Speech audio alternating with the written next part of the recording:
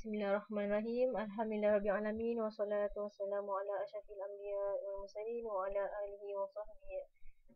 Amma ba'du. Assalamualaikum warahmatullahi taala wabarakatuh. Ismi Huda Hayati binti Haji Umar Arsyad, usul dan 7B, nombor matrik 030425. Alhamdulillah, pagi ini kita akan teruskan kita punya penerangan dalam tajuk tasawuf perbandingan, tajuk Al-Khafifiyah. Man Al-Khafifiyah?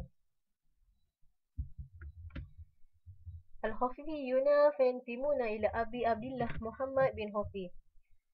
Mereka adalah pengikut-pengikut Abu Abdullah Muhammad bin Khafif dari Syiraz. Wa kana aliman bi ulum zahir wal batin wa rajulan azizil hal. Beliau ni seorang yang sufi yang terkemuka pada zamannya, yang dia alim dalam ilmu hadis, ilmu fiqh dan juga ilmu tasawuf. Di mana zahir tu ilmu fiqh, hadis dan bahasa, manakala batin tu adalah ilmu tasawuf. Dan beliau ni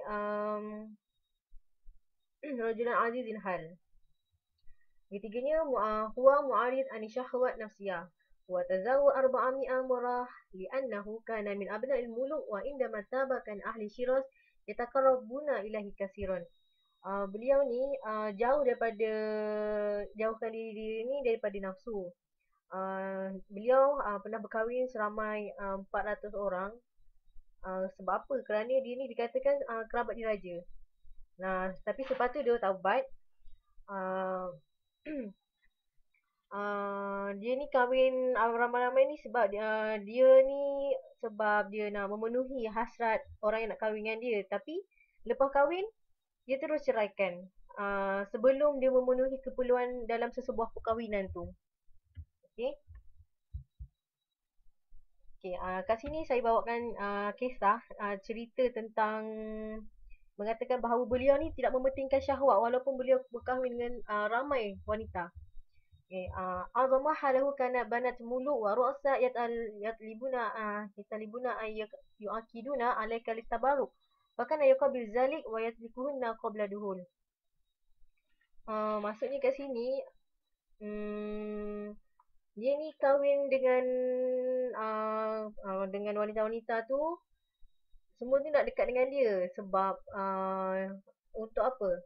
Untuk mendapat keberkatan daripada dia. Sebab dia tu kan hebat kan. Dia terima je orang nak nikah dengan dia. Tapi sebab tu dia akan ceraikan lah tanpa memenuhi hajat dalam sesebuah perkahwinan tu. Okey. Contohnya kat sini lah kisah tentang beliau ni kan kahwin dengan seorang anak menteri yang dilihat sangat kasih pada isteri dia ni lah. Isteri dia yang anak menteri ni. Lepas tu isteri-isteri dia yang lain ni jadi macam apa yang menyebabkan bahawa Abdullah ni dia kasih pada isteri dia yang anak menteri ni. Lepas tu diorang sepakat untuk berjumpa. Dia wakil lah, panggil dua orang lah wakil untuk berjumpa dengan anak menteri ni. Ditanya diorang cakap lah, diorang ni belum pernah lagi melihat atau merasakan perlakuan yang sedemikian lembut, yang penuh kasih sayang. Sampai diorang rasakan bahawa mereka yakin bahawa Puteri Wazir ni sangat istimewa dilakukan semua itu. Lepas tu anak wazir ni ceritalah bahawa yang dia ni Abdullah ni kahwin dengan dia ni bukan kerana syahwat. Okey, bukan kerana syahwat. Dia layan dengan baik tapi bukan kerana semata-mata nak benda tu je dalam perkahwinan. Okey? Faham? Okey, kita teruskan. Okey, sekarang kita masuk pada kalam fil ghibah wal hudur. Kita boleh buka pada muka surat 489. 489. Okey, kita tengok pada kalam fil ghibah wal hudur. Okey, apa maksud ghibah? Ghibah tu ketidakhadiran. Ketidakhadiran tu apa? Maksudnya macam hilang lah. Hudur tu apa? Hadir. Hudur tu hadir. Maksudnya kita kat sini kita hadirkan Allah dalam hati kita, tapi dalam masa yang sama kita hilangkan sesuatu perkara yang bukan kerana Allah. Jadinya kita kat sini kita hanya fikir semata-mata kerana Allah. Kat sini mungkin kita dapat tengok kan, riba dengan huzur ni lafaz yang berbeza tapi dalam masa yang sama, ini mempunyai makna yang sama. Faham tak? Okey, kita teruskan untuk lebih faham lagi. Kita tengok pada murad minal hudur. Hudur qalbi bidilalah yakin. Hatta yasirul hukmi lighibi lahu mislu hukmu aini. Okey, bila hudur ni kita datangkan hati kita hingga perasaan yang sangat yakin. Okey, kita sangat yakin sehingga benda yang kita tak dapat lihat pun kita rasa macam benda tu ada depan mata kita.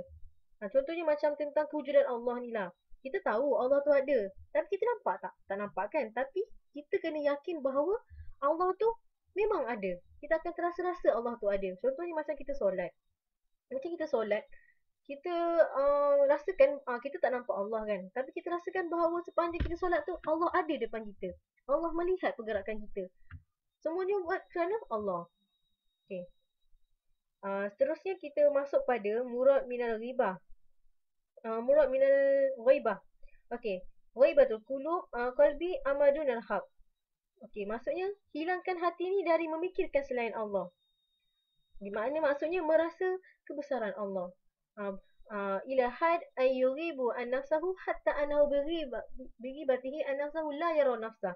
Maksudnya kat sini hingga hilang kesedaran diri kita. Hilang kesedaran diri kita kerana terlalu asyik hingga tak sedar diri apa yang kita buat tu.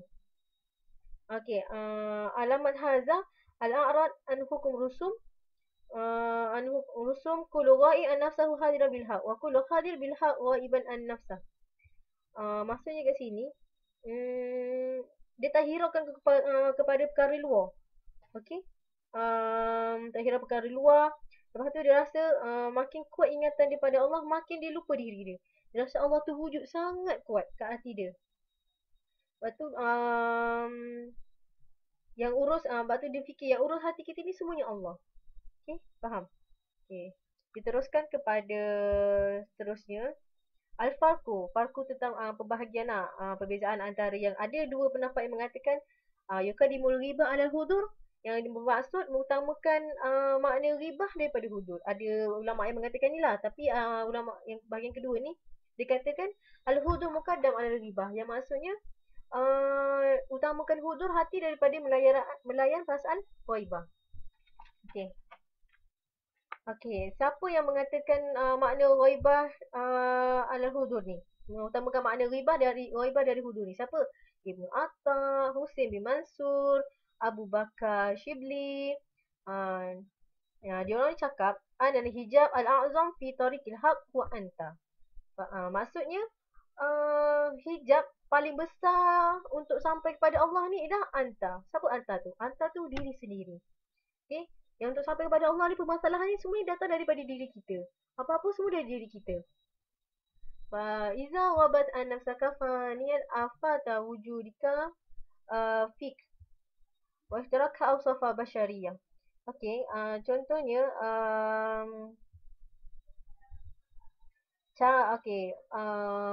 contohnya macam kita kata hu anta ni kan, diri kita. Okey, kita cakap, kenapa kita syirik?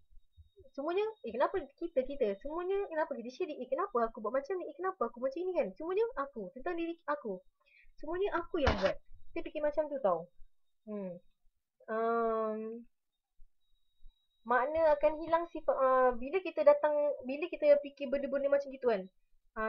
Bila kita fikir benda-benda yang macam buruk-buruk pada diri ni kan, kesan ni akan buatkan kita ni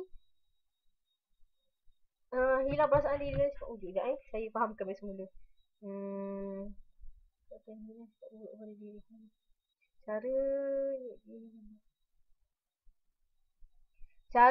Caranya dia hilang perasaan diri dari sifat wujud. Maka akan hilang sifat buruk pada diri. Bila kita dapat hilangkan, maksudnya kat sini, bila kita dapat hilangkan perasaan diri kita ni dari sifat wujud, maka akan hilanglah sifat buruk pada diri kita. Bila kita tak ada perasaan wujud nak buat sesuatu perkara, tak payah fikir, orang fikir aku buat ni, orang cakap salah, orang cakap apa nanti aku buat macam ni kan. Tapi kita tak fikir apa orang cakap. Kita hanya fikir, apa orang ni, nanti orang cakap aku buat macam ni, orang ni cakap macam ni, aku buat macam ni, serba salah lah nak buat macam mana kan. Jadi kita ni macam buat sesuatu tu macam bukan kerana Allah tau. Okey, bila kita ni bila kita ni nak hilangkan perasaan diri, bila kita hilang perasaan diri dari sifat ujub, riak semua ni, maka secara automatik akan hilang sikap buruk pada diri kita. Kita jadi ikhlas tau. Bila tak ada perasaan ujub, kita jadi ikhlas nak buat sesuatu kerana Allah. Barulah lahir perasaan ikhlas buat sesuatu lillahi ta'ala. Faham? Okey. Kita terus kepada okey. Hmm, itu bukan hanya pada diri sendiri je tau. Tapi pada keadaan lain juga. Maksudnya keadaan keliling. Macam tadi saya cakap lah. Contohnya kita nak keluar rumah kan. Nak keluar rumah kita pakai tudung macam. Kita fikir kalau aku pakai macam ni. Orang cakap apa pula Sedangkan benda tu tutup aurat. Tapi kita fikir apa orang cakap. Sedangkan bila pada pandangan Allah. Allah cakap. Ini, mungkin bagi Allah. Pada pandangan Allah. Pakaian tu sangat sempurna. Nutup aurat, pakai sohek, pakai stocking. Semua sangat sempurna. Tapi kita fikir apa orang cakap, apa orang cakap. Tapi tak fikir apa Allah akan cakap. Keadaan keliling pun boleh dianggap sebagai satu kecacatan pada diri kita. Sebab bila nak buat amal je, kita fikir pandangan orang. Okay, kita kena mujahadah diri sendirilah. Kita kena fikir apa yang akan jadi, apa akan jadi. Okay, okay, kita teruskan kepada kita terus kepada inilah al-hudur muqaddam ala ghaibah, maksudnya dia utamakan hudur hati daripada melayan perasaan ghaibah lah. Siapa yang cakap? Junaid Sahal bin Abdullah, dia cakap apa? Dia cakap kullu alwan jamal munaqida fil hudud al-ghaibah an-nafsu tariq ilal haq. Dia lebih utamakan hudur hati ni daripada melayan perasaan ghaibah. Okey. Kita terus pada faedah. Faedah tu ghaibah. Apa faedah ghaibah?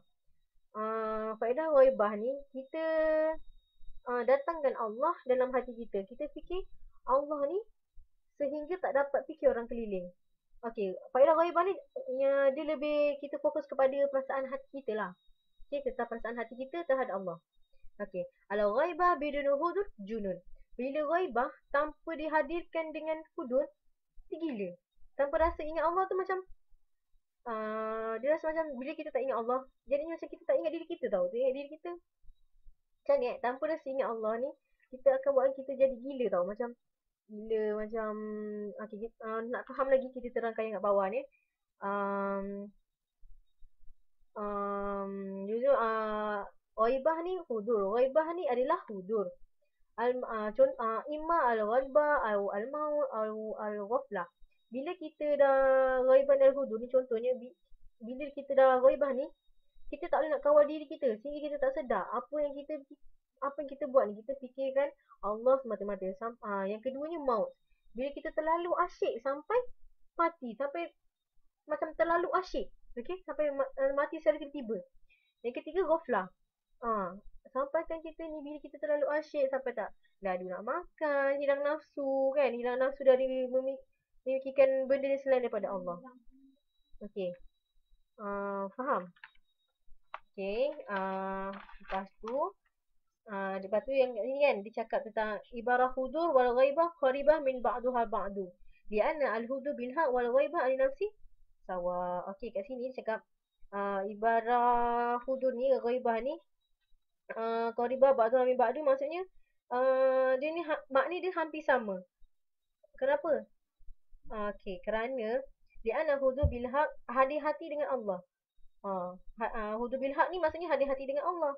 Walau ghaibah an-nafsu sawa. Dia kata hilang nafsu ni hilang nafsu daripada diri tu dengan hati-hati dengan Allah tu sama je.